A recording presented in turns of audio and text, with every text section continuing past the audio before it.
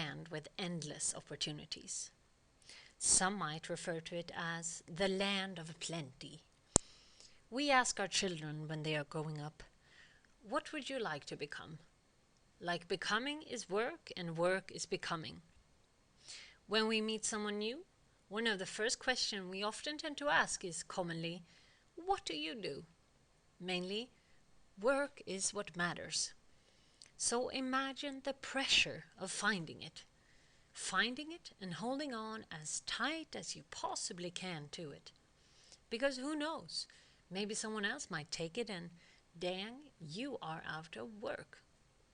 Fast forward, you're no longer a person of use, interest, or value. I look around and I'm not sure if this system we are under is benefiting us as much as it should. I have a feeling that most of us are obsessed with finding happiness. I'm hunting this non achievable thing of being happy, where work completely defines me and money controls me. Satisfaction is almost impossible for ones whose opportunities are endless. From time to time, I try relaxation methods such as meditation and yoga. I think these are attempts to get closer, and with a slip of an eye, I am back.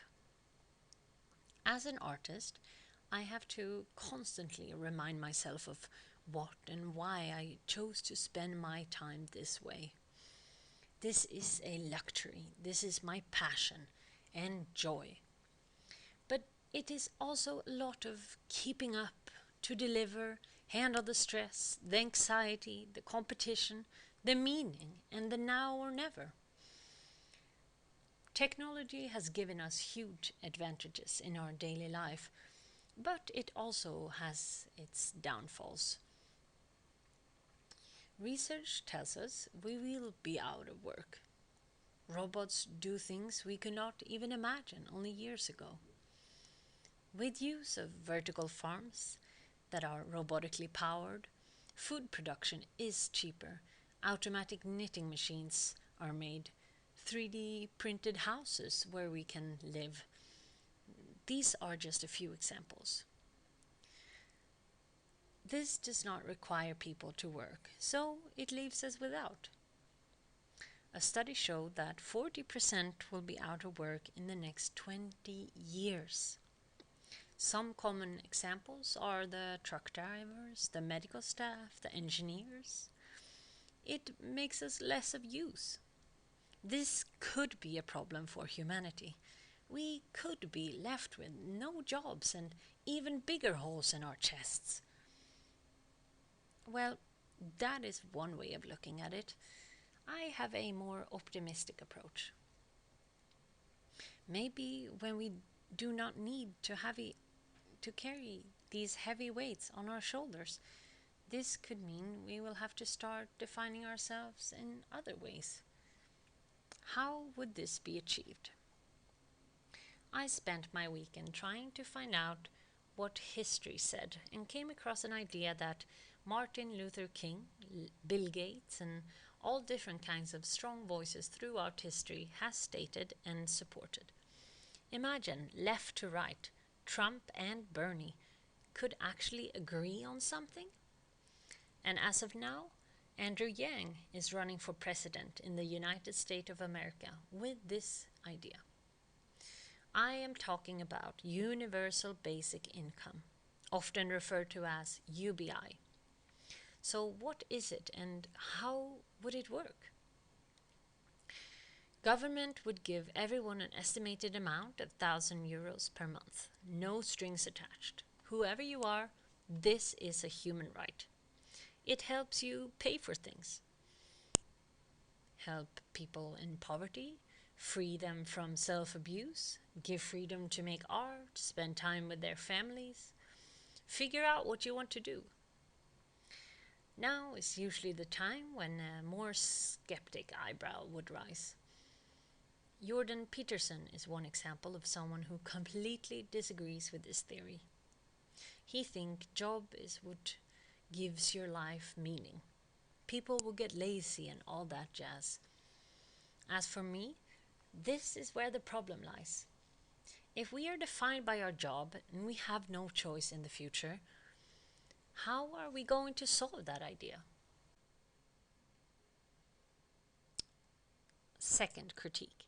Sounds great, but this would never happen. It is too big of a concept. Well, it is already happening.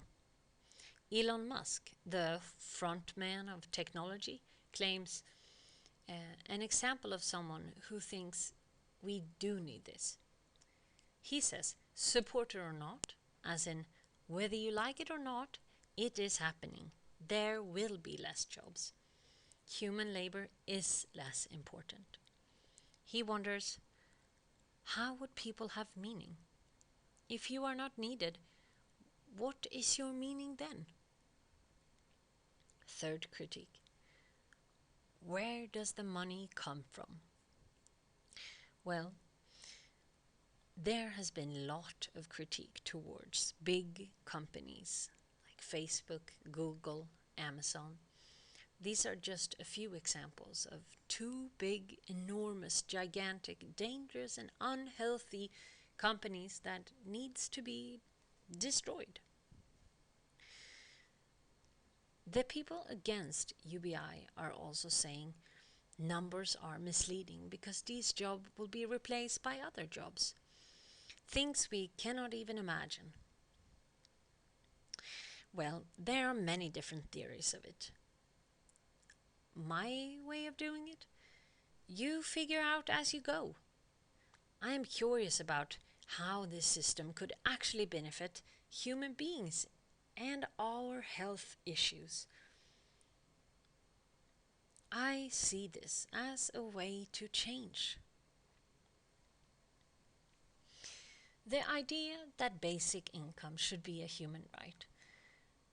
I wonder if it would allow us to focus on our passions without worrying about money, spend time with our families, jumpstart an entire business, more art. Would you have made different choices? All of this makes me wonder about my own personal story.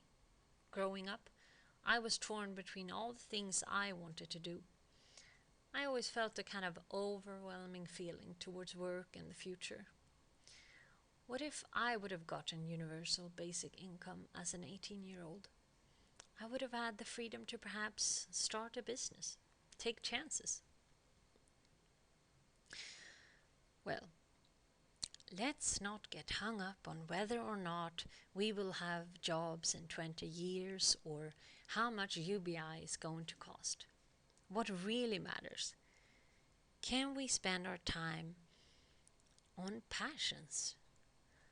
Do we have to take a shitty job just to pay the bills?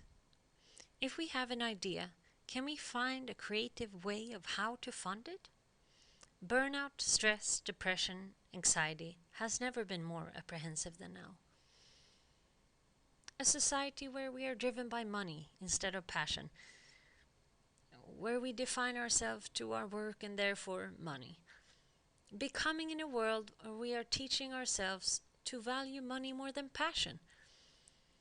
How could we teach each other to follow our hearts instead? I am not saying this is the only way, but I do believe it is one step closer, and now with risk of sounding bombard, to save humanity.